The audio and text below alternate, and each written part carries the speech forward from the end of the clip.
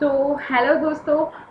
हमने कल और यानी हमारे लास्ट वीडियो में क्या पढ़ा था।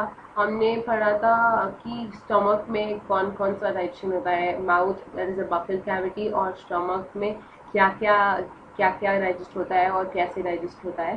तो हम थोड़ा रिकॉल करेंगे तो हमें पता चलेगा कि जो हमारे फूड फूड बफल कैविटी के अंदर आता है उसको टंग और हमारे टीथ के कारण वो मैस्टिकेट और पेस्ट होता है, और बोलस यानी राउंड बॉल जैसा बनता है सलाइवा के साथ। और जो सलाइवा में है इम्पॉर्टेंट जो एंजाइम सलाइवा में है उसे सलाइवरी अमाइलेज कहा जाता है। और ये सलाइवरी अमाइलेज स्टार्च को माल्टोस को कन्वर्ट उसका स्टार्च को माल्टोस कन्वर्ट करता है, और ये माल्टोस एक डाई सैकराइड है। और फिर पेरिस्टाल्टिक मूवमेंट से वो ईसोफेगस से हमारे स्टमक के अंदर आता है, और स्टमक के अंदर जो है हमारे प्रोएंजाइम पेप्सिनोजन जो है वो HCl के कारण एक्टिव एंजाइम पेप्सिन बनता है, और ये पेप्सिन प्रोटीन्स को पेप्टोन्स और प्रोटियोसिस में कन्वर्ट करता है, और थोड़ा लाइपेसिस भी है जो थोड़ा फैट्स को ब्रेक डाउन करता है। तो फिर उसके बाद स्मॉल इंटेस्टाइन में फूड आता है। तो जब स्मॉल इंटेस्टाइन में फूड आता है तब क्या क्या ब्रेक डाउन होता है। तो जब काइम यानी food with the other gastric juices, जब ये स्मॉल इंटेस्टाइन में आता है कौन कौन से न्यूट्रिएंट्स ब्रेक डाउन होते हैं, और कौन कौन से न्यूट्रिएंट्स सिंपलर सब्सटेंसेस में ब्रेक डाउन होते हैं। हमने पढ़ा कि बकल कैविटी में जो है वहाँ स्टार्च माल्टोस में कन्वर्ट होता है। माल्टोस एक डाइसैक्राइड है और स्टार्च पॉलीसैक्राइड है। और उसके बाद हमारे स्टमक में प्रोटीन्स को प्रोटियोसिस और पेप्टोन्स में कन्वर्ट किया जाता है। पर ये कन्वर्शन पूरे प्रोटीन्स के लिए नहीं होता, बल्कि लगभग 50% of the protein break down होता है प्रोटियोसिस और पेप्टोन्स में। एंड फैट्स भी लाइपेज की वजह से थोड़ा ब्रेक डाउन होता है, और इस ब्रेक डाउन के बाद स्मॉल इंटेस्टाइन में खाइम आता है। यहाँ स्मॉल इंटेस्टाइन में there are various types of movements by the muscular layer of the small intestine that help in mixing of food with various secretion in intestine and will help in digestion। तो जब ये crime यानी partially digested food small intestine में आता है तो यहाँ भी मस्कुलर लेयर जो है वो कॉन्ट्रैक्ट और रिलैक्स होता है, ताकि इंटेस्टाइन में जो जो जूसेस हैं, जो जो एंजाइम्स हैं, वो फूड के साथ थरोली मिक्स कर सके। तो हमारे स्मॉल इंटेस्टाइन में कौन कौन से सिक्रीशंस आते हैं। First one is the bile. तो ये बाइल जो है ये लिवर सेक्रीट करता है।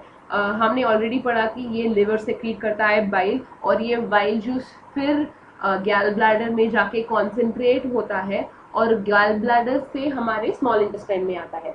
तो ये एक फर्स्ट सेक्रीशन है द बाइल।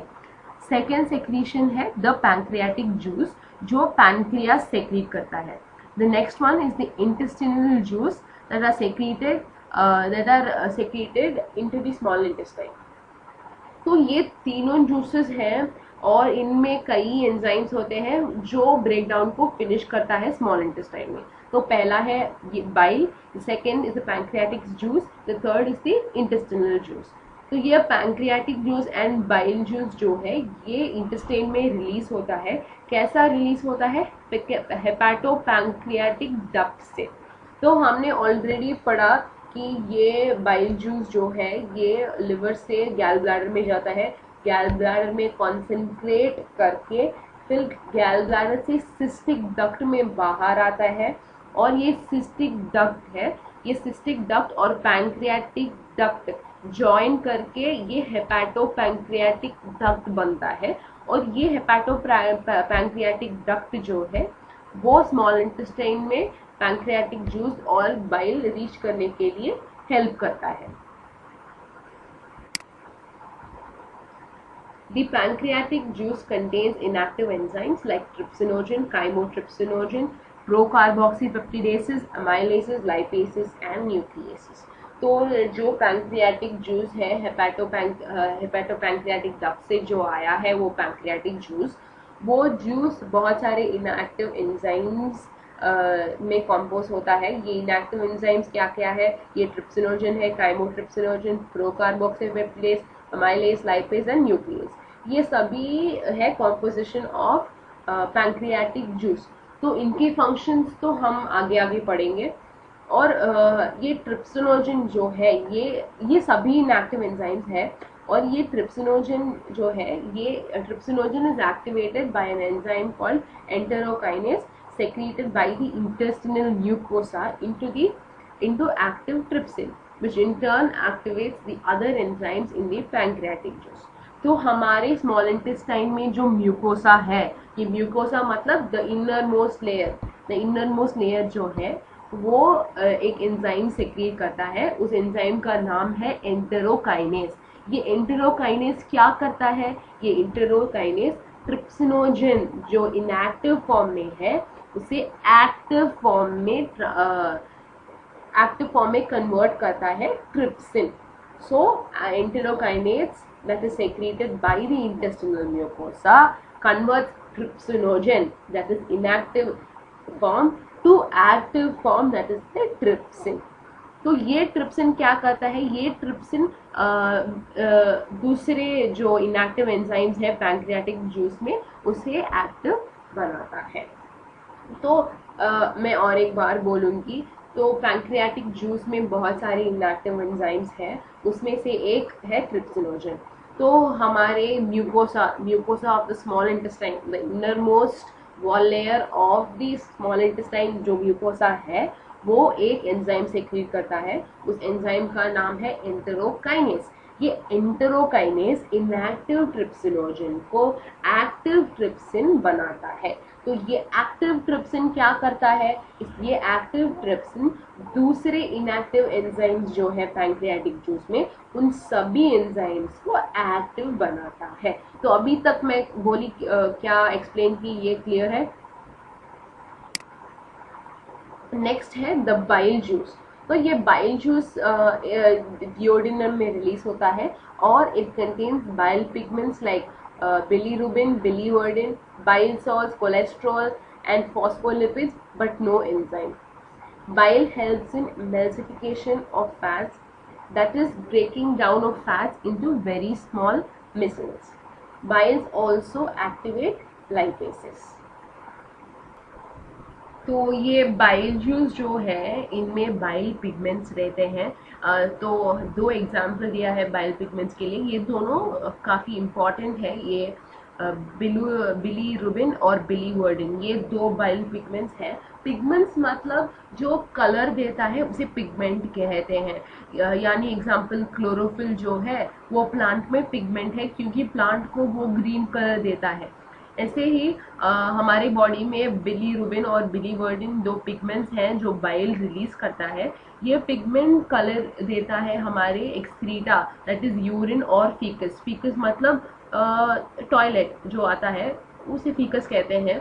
तो हमारी एक्सक्रीटा के लिए वो कलर देता है। तो ये बाइल पिगमेंट्स देता है और फिर बाइल सॉल्ट्स देता है, cholesterol and phospholipids but not enzymes. तो हमें ध्यान रखना चाहिए कि ये बाइल जूस में कोई एंजाइम्स नहीं होता है, बल्कि इनमें बाइल पिगमेंट्स हैं, bile salts, cholesterol and phospholipids हैं। तो इनके फंक्शंस को हमने नहीं पढ़ा, बट हमें पता चलना है कि ये बिलीरुबिन और बिलीवर्डिन कलर देता है और पिगमेंट जैसा एक्ट करता है और हमारे यूरिन और फीकस के लिए कलर देता है। द नेक्स्ट पॉइंट है बाइल एमल्सिफिकेशन ऑफ फैट्स में हेल्प करता है। तो ये एमल्सिफिकेशन क्या है? हाँ, जो हमारे फैट है, ये बाइल क्या करता है? फैट को छोटे छोटे पार्टिकल्स में ब्रेक करता है ये बाइल जूस। तो छोटे छोटे पीसेस और छोटे छोटे पार्टिकल्स में ब्रेक करता है और एक एक पार्टिकल गोल जैसा बनकर वो वाटर में सराउंड होता है। तो इसे मिसल्स कहते हैं। तो और एक बार मैं बोलूँगी, मिसल्स क्या है? बाइल जूस जो है वो फैट को छोटे छोटे पीसेस और पार्टिकल्स में ब्रेक करता है, और एक पार्टिकल वाटर से सराउंड होता है, तो इसे मिसेल कहते हैं। So emulsification is nothing but breaking down of fats into very small micelles. तो ये मिसेल्स क्या है? ये fat, small fat piece surrounded by water है, ये मिसेल। देन नेक्स्ट है बाइल आल्सो एक्टिवेट्स लाइपेसेस। तो ये लाइपेसेस और एक एंजाइम है जो स्मॉल इंटेस्टाइन सेक्रीट करता है, हम देखेंगे नेक्स्ट स्लाइड में। तो ये बाइल ना लाइपेसेस को एक्टिवेट करता है। तो ये 3 पॉइंट हुआ बाइल जूस के बारे में। The intestinal mucosal epithelium has goblet cell and secretes mucus. The secretions of brush border cells of the mucosa, along with secretion of the goblet cell, constitute the intestinal juice or succus entericus. तो हमारे intestinal में जो mucosa है, जो inner most lining है, उस epithelium में goblet cells होते हैं, और ये गॉबलेट सेल्स म्यूकस सेक्रेट करता है। तो ये म्यूकस क्या है? ये प्रोटेक्शन के लिए है, इजी पैसेज के लिए है, as you all know. Then second point है the secretion of brush border cells. तो हमारे म्यूकोसा में ब्रश बॉर्डर सेल्स है, जो सेल्स के ऊपर सीलिया रहता है और ब्रश बॉर्डर जैसा ये देता है। और हमारे ब्रश बॉर्डर मतलब हमारी विलाई में भी माइक्रो विलाई ऑलरेडी पड़े हैं। ये कई ना, ये सीलिया भी ना, ये बहुत प्रोमिनेंट नहीं है, पर ये हमारे विलाई जो है, हमारे म्यूकोसा में विलाई में माइक्रो विलाई होता है, और ये ब्रश बॉर्डर जैसा दिखता है, तो इसे ब्रश बॉर्डर सेल्स कहा जाता है। और ये ब्रश बॉर्डर सेल्स और गॉबलेट सेल, इन दोनों की सेक्रीशन को हम इंटेस्टिनल जूस कहते हैं। तो हम इंटेस्टिनल जूस कहते हैं, और इंटेस्टिनल जूस का साइंटिफिक और बायोलॉजिकल नेम है सकस एंटेरिकस। तो सकस एंटेरिकस क्या है? सकस एंटेरिकस इंटेस्टिनल जूस है जो secretions of brush border cells and goblet cells से बना हुआ है। तो ब्रश बॉर्डर सेल्स और गॉबलेट सेल्स, इन दोनों की सेक्रीशन को सकस एंटेरिकस कहते हैं। तो ये सकस एंटेरिकस में varieties of enzymes है, many enzymes है। Example disaccharidases, dipeptidases, lipases, nucleosidases, etc. तो ये सभी एंजाइम्स हमारे सकस एंटेरिकस यानी इंटेस्टिनल जूस में है।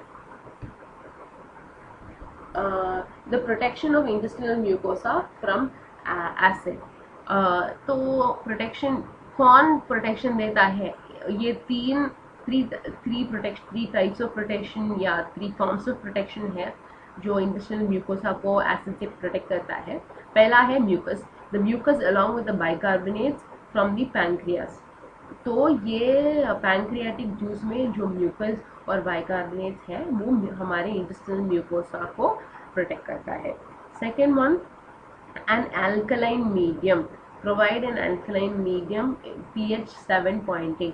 तो एल्कलाइन मीडियम हम ये एल्कलाइन मीडियम को मेंटेन करते हैं 7.8 एल्कलाइन मीडियम को। ये एंजाइमेटिक एक्टिविटी के लिए रिक्वायर्ड है और हमारे म्यूकोसा को बचाता है। The next one being submucosal glands called the Brunner's gland help in this. जो हमारे म्यूकोसा इनरमोस्ट लेयर है, उसके बाद हमारे सबम्यूकोसा आएगा, और सबम्यूकोसा में एक ग्लैंड है, वो ग्लैंड है ब्रनर्स ग्लैंड।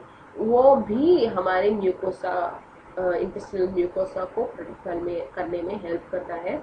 तो हमारे प्रोटेक्शन के लिए क्या है? Mucus and bicarbonates from the pancreas, alkaline medium of pH 7.8 for enzymatic activities, and some mucosal glands like Brunner's gland. So these 3 will help in protection of intestinal mucosa from the acid. Action of pancreatic enzymes. तो अभी तक हमने पढ़ा कि okay pancreas क्या क्या release करता है, बाइल क्या क्या रिलीज करता है, और हमारी स्मॉल इंटेस्टाइन क्या क्या रिलीज करता है। अब हम पढ़ेंगे इन एंजाइम्स के एक्शंस को। तो proteins, proteoses and peptones, in the chyme reaching the intestine are acted upon the proteolytic enzymes of the pancreatic juice as given below. तो हमें ऑलरेडी पता है कि हमारे स्टमक में थोड़ा सा प्रोटीन्स पेप्टोन्स और प्रोटियोसिस में कन्वर्ट होता है, और थोड़ा प्रोटीन्स कन्वर्ट नहीं होता है। तो अब यहाँ स्मॉल इंटेस्टाइन में दी अनकन्वर्टेड प्रोटीन्स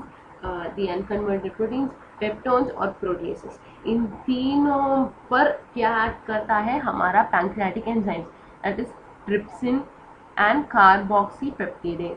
तो ये काइमोट्रिप्सिन जो है, ट्रिप्सिन काइमोट्रिप्सिन कार्बोक्सीपेप्टिडेज, ये हमारे प्रोटीन्स पेप्टोन्स और प्रोटियोसिस में एक्ट करता है और इन सब को डाइपेप्टाइड्स में कन्वर्ट करता है। तो ये डाइपेप्टाइड्स जो है इसका स्ट्रक्चर थोड़ा छोटा है और इसे लेस कॉम्प्लेक्स है। तो हमारे first step of proteolytic enzymes का मतलब क्या है, प्रोटीन डाइजेस्टिंग और प्रोटीन ब्रेकिंग एंजाइम्स।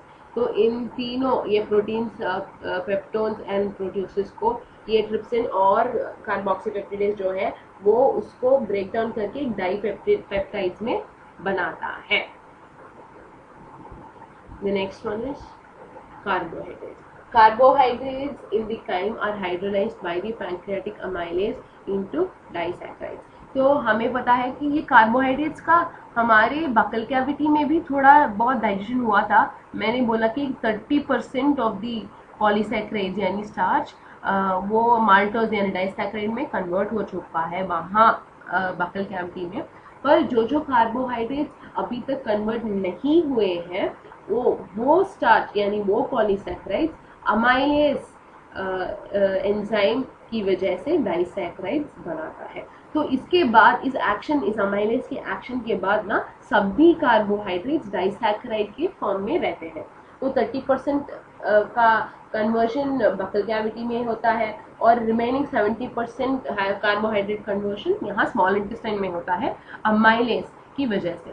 तो अभी सभी कार्बोहाइड्रेट्स अब डाइसैकेराइड के फॉर्म में होते हैं और लास्ट स्लाइड में हम देखा सभी प्रोटीन्स डाइपेप्टाइड्स के फॉर्म में होते हैं। Nucleases in the pancreatic juice acts upon the nucleic acid to form nucleotides and nucleosides. तो ये न्यूक्लिक एसिड ना हमारे फूड में जो न्यूक्लिक एसिड है, न्यूक्लिक एसिड मतलब ये एक ऑर्गेनिक मॉलिक्यूल है जो अबंडेंटली प्रेजेंट हुआ है हमारे डीएनए और आरएनए में। हमारे डीएनए और आरएनए न्यूक्लिक एसिड से बने हैं। तो इनको डाइजेस्ट करने के लिए ये न्यूक्लियस एक एंजाइम्स है वो जो पैंक्रियास सिक्रीट करता है और न्यूक्लिक एसिड को न्यूक्लियोटाइड्स और न्यूक्लियोसाइड्स में कन्वर्ट करता है। तो एक्शन ऑफ तो यहाँ से हम प्रीवियस कन्वर्शंस तो पैंक्रियाटिक एंजाइम्स ने की है, वो ये प्रोटीन कन्वर्शन कार्बोहाइड्रेट्स और न्यूक्लिक एसिड का कन्वर्शन पैंक्रियास ने किया है। अब हम पढ़ेंगे एक्शन ऑफ सक्कस एंटेरिकस यानी इंटेस्टिनल जूस।